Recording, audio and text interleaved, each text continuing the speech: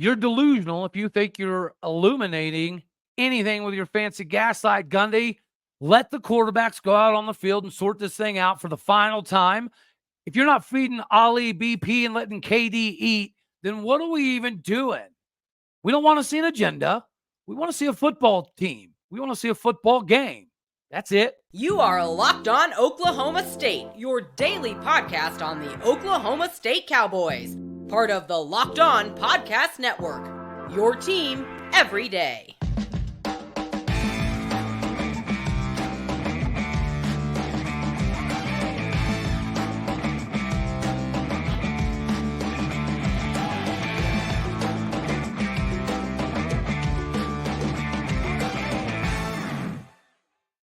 Howdy, y'all, and hello, all. Welcome back to Locked On Oklahoma State, your daily stop for all things Cowboy and Cowgirl related. My name is Cody Stovall. I want to thank you for stopping by to make this your first listen here on Locked On Oklahoma State. You could be anywhere, so happy you choose to be here. It's Get Your Orange on Friday. You can find us on every single podcasting platform, visually as well on YouTube. Find me personally on Twitter at AllDayOState. Is this another situation where we are forced to watch some particular agenda get pushed? Or is this finally the day, the game, where we let the men sort themselves out on the field, the men from boys, that whole terminology here? This should be a slugfest. It shouldn't be a pillow fight. I mean, I know when you're battling for the bottom of the Big 12, to some degree, it kind of is. But the keys to victory, as we're going to discuss, are not super difficult. I think the number one thing that everybody can get behind that requires no analytical or statistical data is just be more aggressive. Every game this year, we've been punched in the mouth, and we haven't really responded. This is a critical moment in the season for Mike Gundy and Oklahoma State University. This is a crucial time to either re-galvanize the locker room or create further division in the locker room. This is a time where the coaches make the decisions that are a direct reflection of how the rest of the season goes. Now, we broke down some of the numbers yesterday, and as we mentioned, statistically, we should win this game. Well, that hasn't changed, okay? We have a better record. That doesn't mean much. Points per game, it's pretty even, right? Because we're around 20.3. They only give up 13. They score around 20. We only give up 16. Total offense, pretty similar. Rushing offense, both not very good. Passing offense, both not very good. Total defense, they have us there. Rushing defense, they have us there. Passing defense, they have us there a little bit. So this cannot be an instance where we just give a guaranteed X amount of series. I think everybody would agree nobody has separated themselves.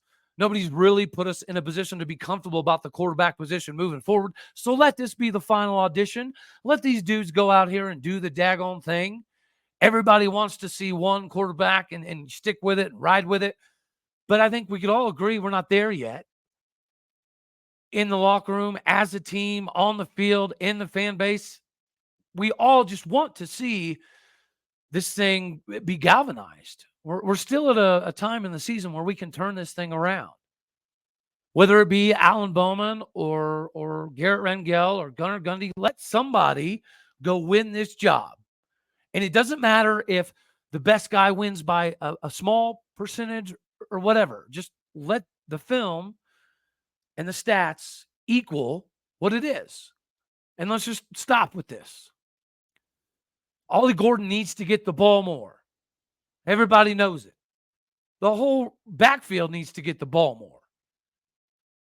So if you feed Ollie Gordon, we need to see BP in action. If we know this is the last time we're seeing BP, then dagnabbit, let us see it. We all love Jaden Bray, but Jaden Bray had a case of the Butterfingers last week. So if you're going to chunk it deep, let's see if he can redeem himself. Let's see if DeJon Stribling can take the top off, because that's another thing that we're going to have a difficult time probably exploiting is that matchup, because they've got some pretty good corners. I think that DeJon Stribling and Jaden Bray, let's say that's an uncharacteristic day last weekend for him. Are they better than TJ Tampa? Maybe, maybe not. But TJ Tampa's, like 6'2", 205, something to that effect. And then on the other side of the field, they're pretty squared away there too, because Purchase can play his tail off. That's going to be worth watching. But that's also another reason why we should hand the ball off more. Yes, we're running into the teeth of what they're good at, or at least seemingly good at. But yeah, that's the point here. Set the tone. Show them we're going to run the ball. We're going to establish our physicality. And this is how we're going to do it. I don't care if you have to tell them what the play is going to be. If your players aren't good enough to be better than theirs, then we have bigger problems. We are a better team with more talent. Schematically, they do the same thing defensively, so there shouldn't be very many instances where we're caught unprepared. So every quarterback should have a good game plan going into this. Everybody rocking the orange and black wants to see them sorted out and this be the end of it. After this game, go to one guy. Because nobody has separated themselves yet. Garrett hasn't, and then being sick last week hurt a little bit. The situation we threw him in hurt quite a bit. Alan Bowman just doesn't seem comfortable. He's throwing kind of crazy. And then, Gunnar Gundy, yeah, he can run a little bit, which helps with some of the deficiencies on the offensive line. But he almost threw 4 picks this last game. And you can't really reward somebody that chose not to play and it not have a little bit of a negative effect in the locker room. But I think everybody can agree after this game, let's find this simplicity. Let's find that simplicity option. Defensively, yeah, we got to step it up. We got to be able to tackle. I know the tackling looks better. Kendall Daniels, we expect him to be a leading tackler. Nicholas Martin with 21 apiece has been a breath of fresh air. We all remember Bo Freiler. He's still there at Iowa State. He's still going to be a problem. Leads them in tackles. So finding a way to kind of isolate him or pull a tackle, pull a guard, get an extra hat to the second level for somebody like Bo Freiler, that's going to be pretty important. We need to get more production from the defensive ends.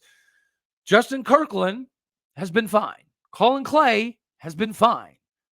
But, they're going to have a pretty good test this go-round. They're not going to be able to just completely thrash everybody because, primarily, Iowa State center is going to be able to hold his own. Their O-lineman is not very good. But their center is like 6'5", 315. So is Justin Kirkland going to be able to throw his 355-pound body around and do some work? Are we going to see some even front with Colin Clay and Justin Kirkland next to each other? Hopefully, that can be a way that we can nullify their size that they do have at some of their offensive line spots. Ironically enough, their nose guard, his name is Dominic Orange. You're playing for the wrong place, brother. But he's 6'4", 340. Joe Michalski has been somewhat consistent this year. He should be prepared. He knows what it's like to face Justin Kirkland. He knows what it's like to face Colin Clay. Yeah, he may have struggled at times with both of those dudes, but he shouldn't be unprepared for it. Shifting Jason Queso-Brooks, Preston Wilson, Cole Birmingham, re-solidifying kind of the meat and tater section of the offensive line. That should help us in this game. That should put us in a position that we can run the ball a little bit more effectively. But just be more physical. That's it. Be more physical. As fans, we'll take a loss. Let the quarterbacks battle it out. Hand the ball to the guys. Give the ball to the guys that can do something with it when they get it. Let the defense pin their ears back, have some fun, which means you can't get too predictable, which means you can't get down in a hole. We'll see. I'd wager to say that at least half of those keys will come to fruition. Not all of them.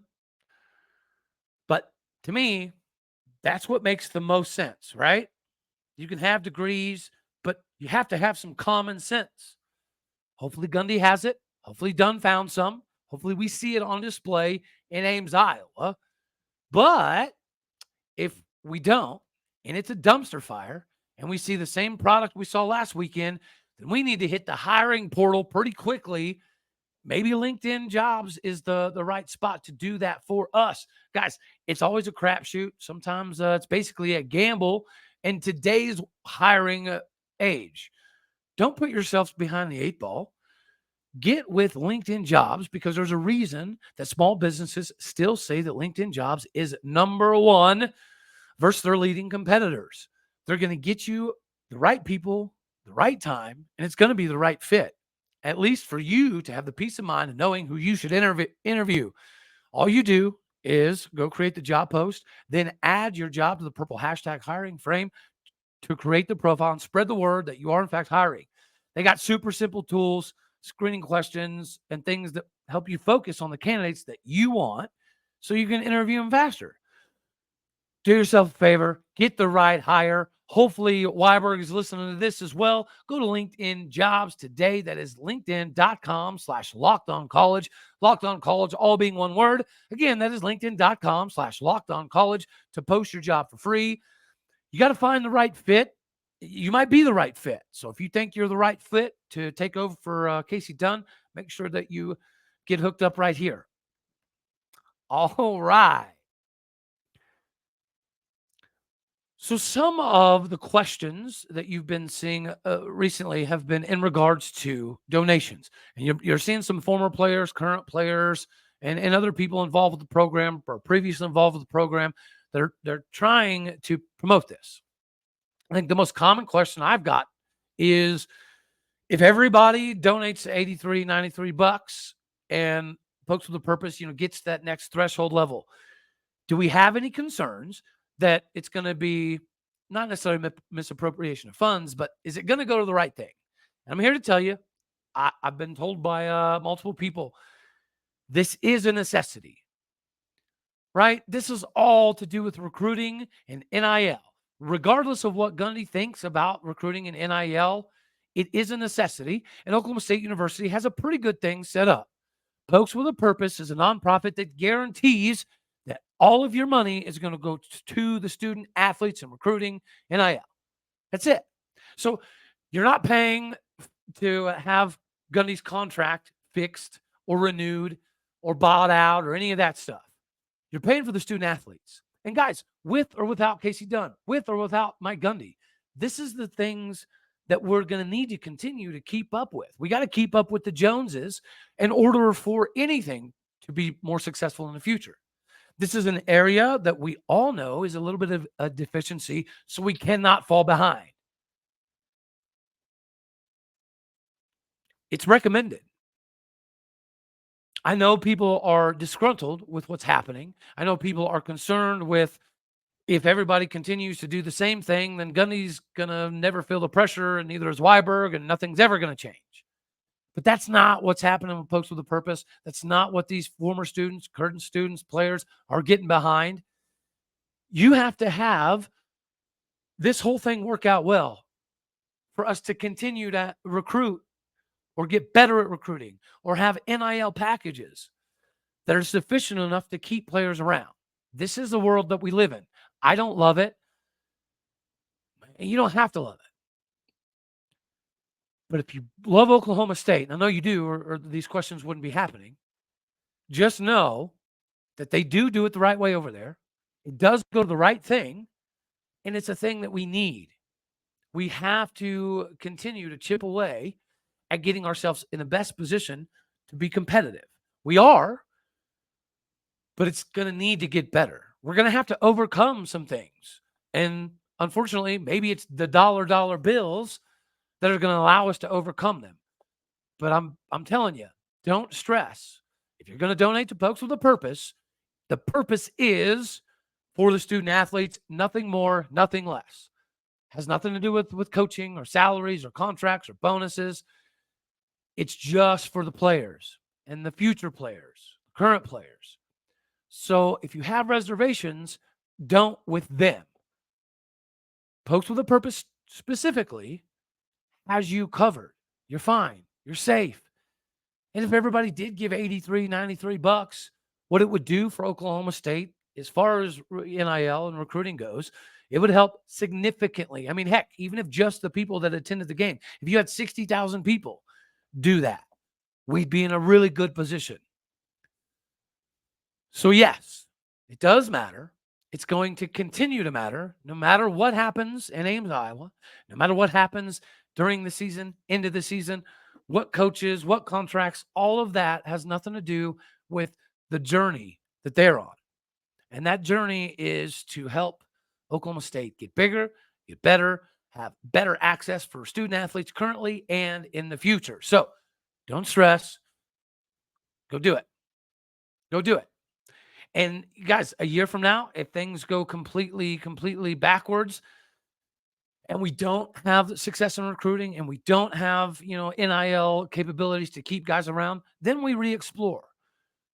But you don't know unless you know. Right now, we don't know. We don't know what it would look like if everybody gave 80, 90 bucks. So let's see what it looks like. If we get burned, that's a conversation for a later time. But I'm being assured by multiple people, the Pokes with a Purpose is so good at this, and they need our assistance here so they can continue their job, because their job has nothing to do with Gundy. All right. So now, again, is it going to be equal opportunity quarterback for the last time?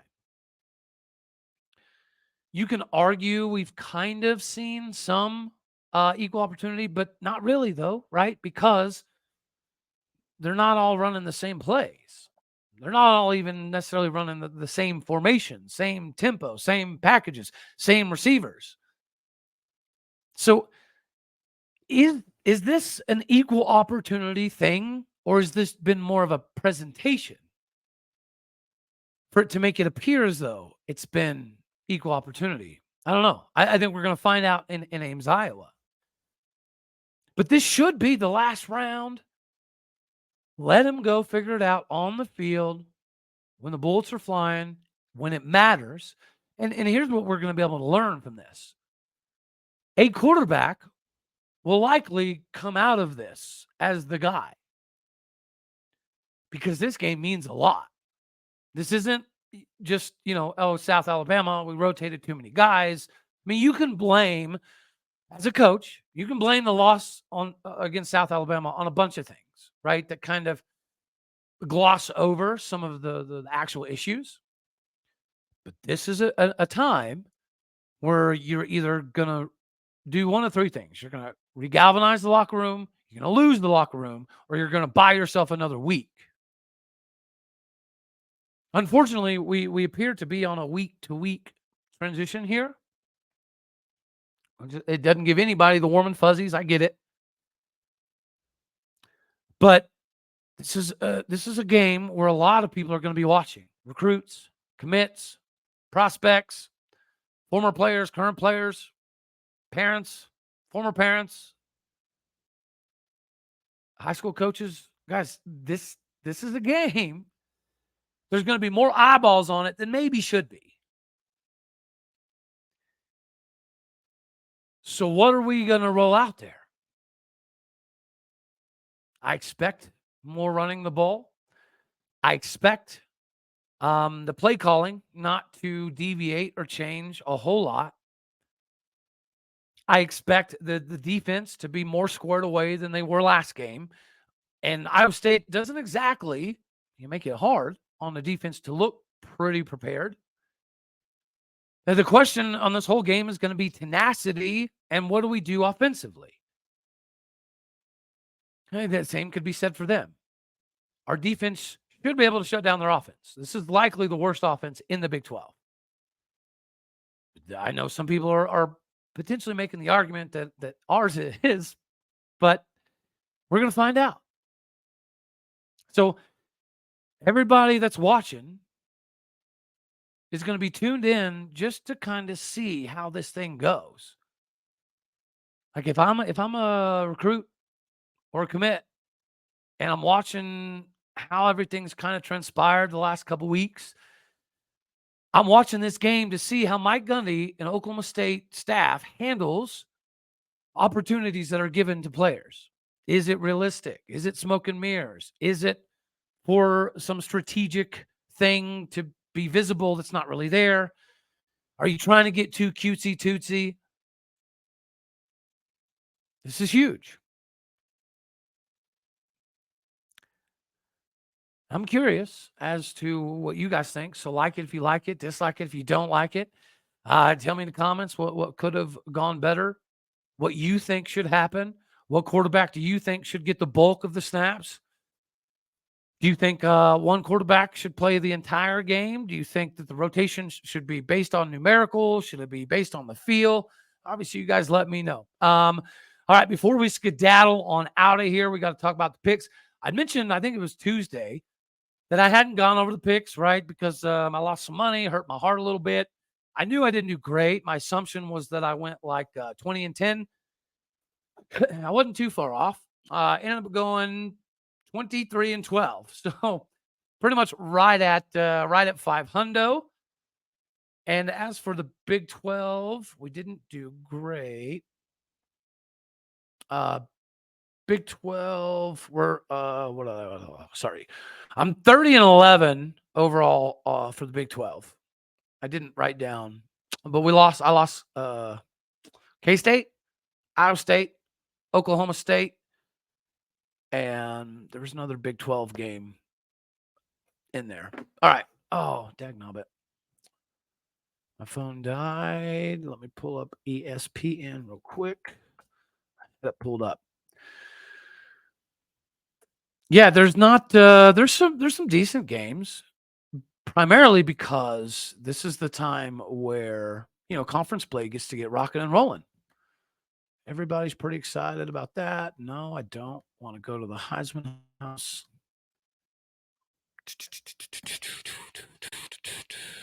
Sorry. Give me 1 second here. Okay, what do we got? Wisconsin. Oh, Boise State, San Diego State. I give them a lot of crap, so I'm gonna pick the Broncos here. Air Force, San Jose State. It's right up the road. So give me Air Force. Rutgers, Michigan. Not a game. That should be Michigan. Florida State, Clemson. Ooh. I'll pick Florida State, but I'm gonna throw some money down on Clemson. Cincinnati, OU. I'll go with OU. I don't like it, but yeah, it is what it is. Army, Syracuse. Give me Army, baby. Represent. Auburn, A&M. I don't know a lot about Auburn this year, to be honest with you. I really don't.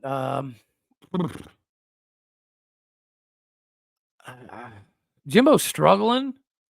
It's in Aggie land. Let's say Jimbo rights the ship here. All right. What else do we got? TCU, SMU. Give me the Horny Toads of TCU. Tulsa, Northern Illinois. Northern Illinois hasn't looked bad. I actually did get to see some of their clips, but give me Tulsa. That's maybe the inner homer in me. Ooh, Colorado, Oregon. I think Oregon just has too much. Colorado will be prepared. Colorado will probably make a game of it. But Oregon's probably just got too much depth here. UCLA, Utah. UCLA is trash, garbage, overrated. Give me Utah. Ole Miss, Alabama. Give me the running Rebels. Alabama's not for real. Duke, UConn. Give me Duke. Miami, Temple, Doug. Give me Miami. Maryland, Michigan State. Maryland should probably railroad them there. Louisville, Boston College. Boston College have been playing some ball. But give me Louisville. BYU, KU. Ooh, that's a hard one. Yeah, I'm liking KU right now. Oh, and my son just got a baseball letter from KU, so we're gonna be making a trip to Lawrence. Give me Rock Chalk Jayhawk. Reckham Tech in Morgantown. This is the time that Texas Tech puts it all together. See a little bit more of the Barron Morton packaging. So give me the Red Raiders. OSU, Iowa State. Yeah, we're gonna win. Hopefully, not by much, but we'll get that dub. Arkansas, LSU. Give me LSU. Oregon State, Washington State. Ooh, that's a good one. It's in Pullman. At night, give me the Cougs. Sam Houston. Give me Houston. Arizona, Stanford. Give me Arizona. Nevada, Texas State. Give me Texas State. Texas, Baylor. Give me Texas.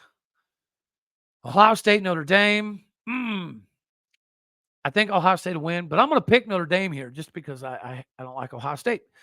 Iowa, Penn State.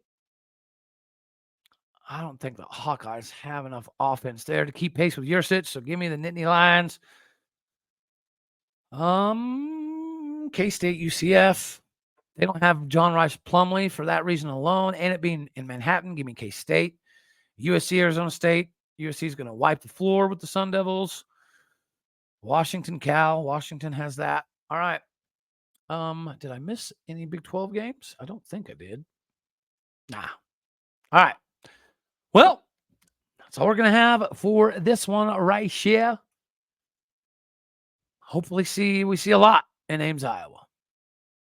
All right, y'all. You know I love you. God bless. Go Pokes. And as always, thank you for tuning in to make this your first listen here on Locked On Oklahoma State. You could be anywhere. So happy you choose to be here. All righty. Later, taters.